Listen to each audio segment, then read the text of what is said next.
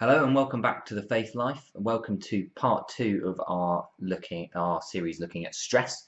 Part one where you looked at exam stress, and I know that a lot of you are actually into either crazy revision mode or you're already starting your exams. So I hope that you've looked at part one and looked at the exam stress to help you during this time. If you haven't, it's not too late.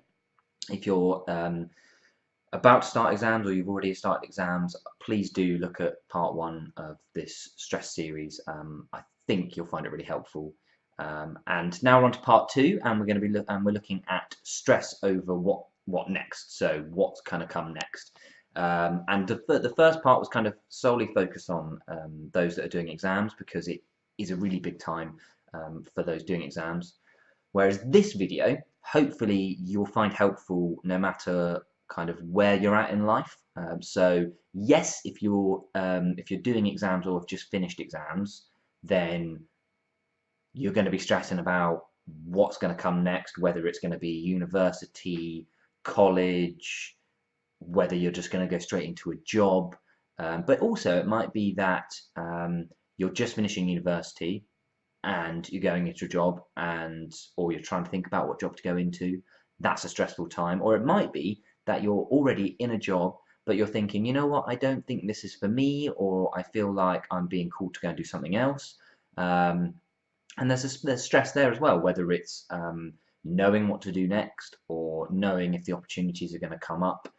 So hopefully this video will be more helpful for everybody rather than just those doing exams. So yeah, we're going to be looking at stress over what to do next, and that's the focus for this video. Last time, you'll remember, we looked at Psalm 46, and we just looked at a few verses at the beginning and at the end in the Old Testament of the Bible. And once again, we're going to be looking at the Old Testament.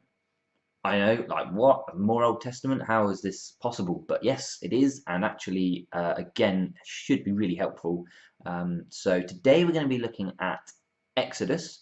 So that's the second book of the Bible. And for those who aren't that familiar, it mainly focuses around a guy called Moses. And hopefully, even if you're not that clued up on your Bible, you'll probably know who Moses is.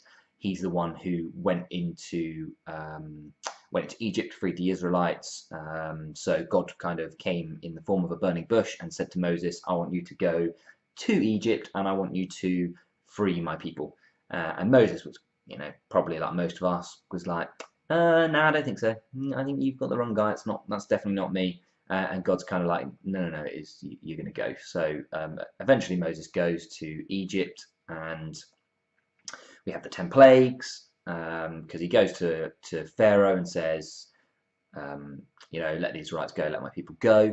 And Pharaoh's sort of just like, nah, mate, I'm not going to do that. Why would I let your people go when they're my slaves and they're building me ridiculously great things? I don't think so. So God sends the 10 plagues to convince Pharaoh to let his people go. And after the plagues, Pharaoh's like, yeah, get out, go, you're free, I don't want you here, just leave. So Moses takes the Israelites and they go for quite a stroll. And actually, almost instantly after being let go, Pharaoh's like, actually, I don't want to do that. Why did I do that? I'm silly me. So he decides he's going to chase them. And then again, if you aren't that clued up on kind of Exodus, and I mean, I'm not surprised if that's most of you, because yeah, as I say, Old Testament isn't necessarily something that we usually look at. But again, you probably remember or have heard of Moses parting the Red Sea. So he uses his staff, and God kind of parts the Red Sea, and the Israelites go through, and they all get through safely, and the Egyptians are following at this point. And as soon as the Israelites are through, God kind of closes up the Red Sea again, and it stops the Egyptians being able to follow, and those that are already kind of trotting along through the gap, it closes in on them, and they drown. So that's kind of what's happened, and now we're going to look where we're going to pick up in Exodus is at chapter 16. and we're just going to be looking at a couple of verses, so not going to be doing anything massive, not going to be delving into it in massive chunks of passage. So again, don't worry, you don't have to suddenly now stop the video thinking, uh-oh, Bible study is going to be long and boring. Hopefully it's not going to be either of those things. We're definitely not going to be looking at the actual Bible bit for a long time. We're just going to be kind of applying it to our lives. And hopefully you won't find it boring at all. So we're going to turn to Exodus 16. Again, I'm going to be using my trusty NIV, and again, if you haven't got a Bible or you're not really sure what version you should be looking at, websites like I mentioned last time, like Bible Gateway, check those out and just pick a version that you like, really. Some make more sense than others, but whatever you think is best for you. So I'm just going to read verse 16, chapter 16, verse 2, 3, and a bit of 4. That's all we're going to look at. So it says, in the desert, the whole community grumbled against Moses and Aaron. The Israelites said to them, if only we had died by the Lord's hand in Egypt. There we sat round pots of meat and ate all the food we wanted. But you have brought us into this desert to starve this entire assembly to death. Then the Lord said to Moses, I will rain down bread from heaven for you. Okay, so that's kind of what we're going to look at. Now, you'll notice that we picked it up with, in the desert, the whole community grumbled against Moses and Aaron, okay? Now, another little bit of kind of context and backstory for you here is, previous to this, so they've crossed the Red Sea, and they go into a desert called the Desert of Shur. I think that's how you pronounce it. Somebody will probably be able to tell you how to pronounce it more accurately than me, but we'll go with Shur for now. And there, they haven't got any water, and they come across this pool of water, and they think, oh yes, great, there's some water. Turns out it's kind of stagnant, disgusting, undrinkable water.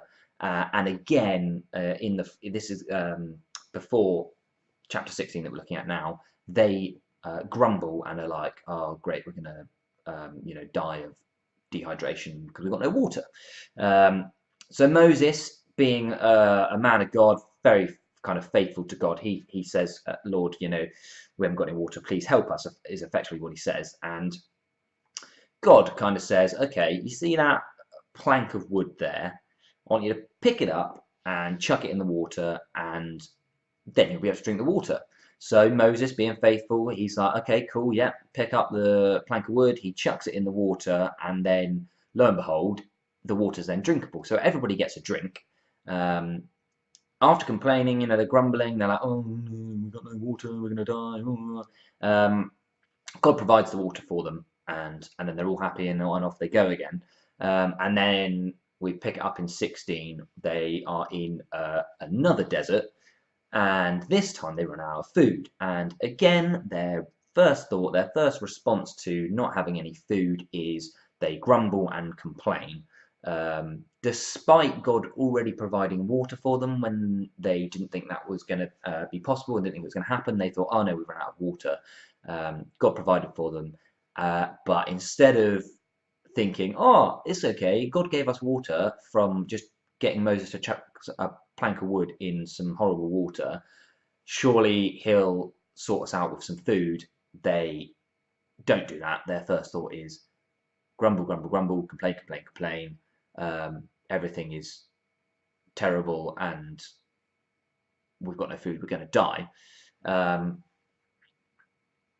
Yeah, so despite having already witnessed one miracle where God provides water for them, their first reaction is to complain and to think, well, basically the worst thing basically is where their mind goes to. Now, how we can apply that to us is that in difficult circumstances, it's kind of natural for us to become stressed and to find it stressful. If we're up against something that we're finding really hard and difficult, it does cause stress and it does lead to stress. And usually in those situations, I think hand on heart, most of us probably would say that we end up complaining in some way, shape, or form. We don't usually go, do you know what? I'm finding this really difficult, but that's fine. That's fine. I'm relishing the difficulty and the challenge. No, no, no. Usually we're like, for flip's sake, I can't believe this is happening and this is going on. I've got this on top of that. Like, isn't it all just a bit rubbish and a bit unfair? That's usually kind of where we go. We switch into complain mode. And actually, what we see here is that the Israelites are no different to kind of how we would react in a situation. If we think of, for us, it's obviously not running out of food or water. I mean, it might be, but it might be more, okay, I've just finished my exams and now I have to get a job and I have no idea what I want to do. I'm also have to rely on that my exam results are going to be good enough for me to get, if I've got a job in mind. And those are stressful, and it might be that we just sort of complain to people. We're like, oh, just done my exams, I've got to do this, and I don't know what I'm going to do, and it's really hard, and job applications are rubbish, and they're really long. And that's kind of like our natural go-to. So the Israelites in our passage, their kind of response in terms of a complaint is to wish they were back in Egypt. Now, if we remember to what we said just a minute ago, in Egypt they were slaves. So it's not like they've their thought process is kind of solid. It's almost just an instinct reaction is to complain and say something that probably they don't actually mean. I can't imagine they do wish they were back in Egypt where they were slaves, but they kind of justify it by saying, at least there we had some food. If we were going to die, I would rather have died in Egypt as a slave where I was getting fed than out here in the desert. And actually, for some of us, that might seem quite rational. You might think, actually, kind of makes sense to, if you're going to die, at least you're going to die with food. But if we remember, the point here is, in Egypt they would have died, and here they think they're going to die. But as we know by reading on, they don't die because God provides. So this isn't really what they wanted, but in the difficult situation that they find themselves in, the cause of their stress, kind of, in this case, is a lack of trust in God, and that He will provide for them. And they only think of the quickest way of escape, and for that is to go back to Egypt. So in the Israelite situation, their stress that they feel is from a lack of trust and kind of faith that God's going to provide for them. And so we can kind of work out from that what might be the cause of our stress, or kind of how we are allowing it to almost go from a snowball, the image of a snowball rolling down a hill. It collects more and more snow until it becomes a massive, almost boulder. And it can be the same for our stress. So it can start off as something really small, and if we don't sort of work out how to deal with it or manage it, it can go from really small into like a really big thing that can almost engulf our every thought or kind of decision. So it's really important for us to work out what the cause is and how we can manage it instead of letting it build up and up and up until it kind of consumes us. And I think one of the ways to do this is to try not to go for the quick escape, which in the Israelites' case, their quick escape was to wish they were back in Egypt. At least there they had food.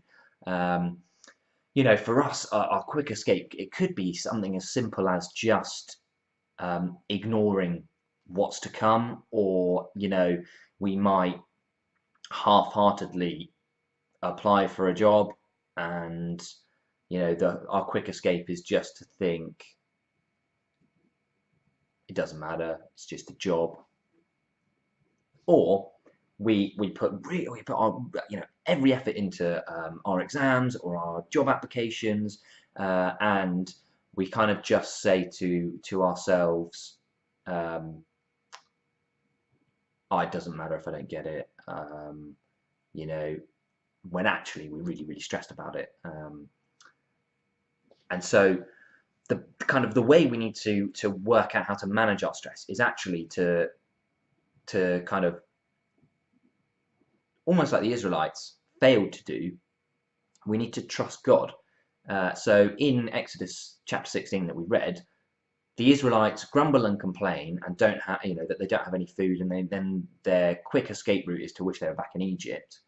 And for quite a lot of them, they probably did actually wish they were.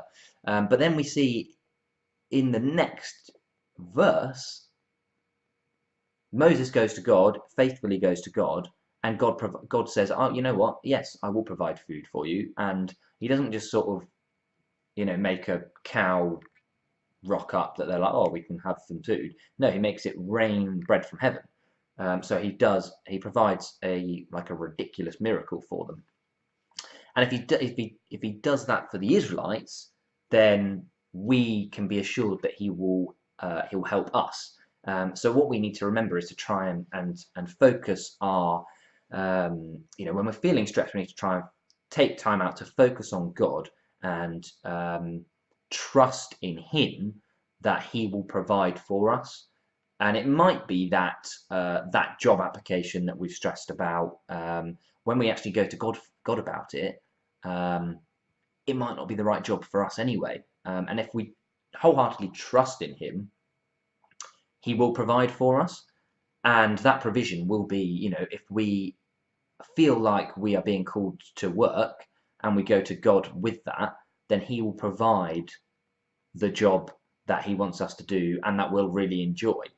And it's up to kind of us to recognize that God is there for us. Often we feel that He is really distant and that we have to really call out to Him, but actually God is, as we looked in part 1, we know that God is actually always there. Going back to Psalm 46, God's always there, and actually what we need to do is just turn around and He's there. It's not like we have to bellow out a really loud cry. We just have to remember to turn around and He's right there. And so this is where the link is here, is that in Exodus, the Israelites forgot that kind of God would provide for them. And in our times of stress, what we really need to try and do is not to do the same thing. And we need to try and make sure that our first reaction is to turn to God and say, "I'm feeling really stressed about this. Please, can you help me to know what to do, or to, that if this is right, that you'll make it happen, and I trust that that will be the case." So just a quick example from my life is I was working in law for a couple of years after leaving university. And I thought, oh yeah, I really want to be a lawyer. I really want to, get a training contract, become a solicitor, work my way up in a law firm. And I found it really, really stressful. And part of the reason I found it really stressful is because I wasn't getting, I wasn't really making the progress that I thought I was going to make. And I was just kind of getting temporary contracts here and there, contracts that lasted, some were only 3 months long. And then I'd have to be worrying and stressing about the next application and the next job. And it took me quite a while to realize that actually maybe that's not where God wanted me. And I was letting all this stress take over. And for me, the quick route or the quick way out from the stress was just to find the next legal job that started soon, and then I just apply for that, even if it was another just 3-month contract. And then I kind of realized actually that's not really the way to do it, and it wasn't helping me in any way, shape, or form. So it took me that long to then realize actually maybe I should be asking God what I should be doing. And it was my wife who said, why don't you go away and actually pray about it, and then don't stop until you realize what God's telling you. So I did that, and God just said to me, young people, I want you to work with young people. No more clarity than that. but then that took me down the route of youth work, and I'm now doing a job that I really enjoy, and it's given me the capability to be able to yeah, do this faith life for you guys, and to have this channel running, and to yeah, to help and reach as many people as possible with, you know, talking about topics that in our youth groups we talk about, but I know for a fact that other churches don't talk about them, and you know, sometimes in youth groups we're not able to cover things in as much detail as we'd like. And so this is a great way for us to be able to do that, and for you to be able to be a part of it, and to yeah, to really engage with really difficult topics, and you know, apply it to our lives, but also see how the Bible can actually make sense of some of these things. So yeah, that's a really brief kind of background from me about how I went through basically what the Israelites went through. I went through the stress, and I went for the quick route, and it took me long enough to realize that was not the right way to do it, and to turn to God and say, I know you'll provide, point me in the right direction. And then he did. So yeah, this kind of this second part of stress is also for you to learn from my mistake, really, and the Israelites' mistake. And you know, it might be that you're making the same mistakes as well. And the encouraging thing for you is to know that I did it, and I was doing it for a while, but then I realized that, you know, all I'm doing is adding more and more stress to my life. And so by turning to God and saying, you know, help me to know what to do next, and he did, because he provides, and he's right, he's always there for us. He did it, and now I'm doing what I love. And you know, it'll be the same for you if you know, put your trust in God and say, you know, put me where you want me, and I know it'll be great. He will do it. And it kind of comes back to Psalm 46 when we looked at, we have to take the time to be still and know that God is God. And that in itself, I think, is one of the most helpful things, especially in stress. Is a lot of people, when they're stressed, they meditate, and actually resting in the presence of God is kind of a form of meditation. The only difference being that you're connected to God instead of sort of just trying to focus on yourself. And it's really good. So I really do recommend that you try that.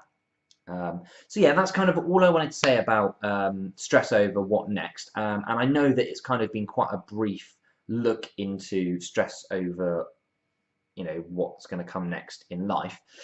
So hopefully you found it helpful. But as ever, if you think if you've got more questions about it, or you want to go into it in a bit more detail, then please do just comment below. I make sure to be up to date with the comments, and I take on board what you say and what you're thinking. But yeah, if you feel like you want more, then please do just comment, and we can do a follow-up, like a part 3 extended stress bit. But next video, hopefully we're going to, I've had a look at the comments, and we've had a comment about looking at feeling distant from God, and kind of what we can do about that. So the next video that we do will be on that, unless a follow-up video from this is what you guys are thinking. So yeah, next video will be kind of, what do we do when we feel distance from God? What can we do to kind of help reconnect with God? So that should be really good, and I'm sure will be really helpful for a lot of you out there. We all go through periods where we can feel a bit distant. So yeah, as ever, please do like the video. Please do subscribe if you haven't already. Please do press the little bell sign to get notifications about when new videos come up. And yeah, please do comment if you want to join in a conversation at all. Yeah, so until next time, thanks again for watching, and I look forward to seeing you in the next video.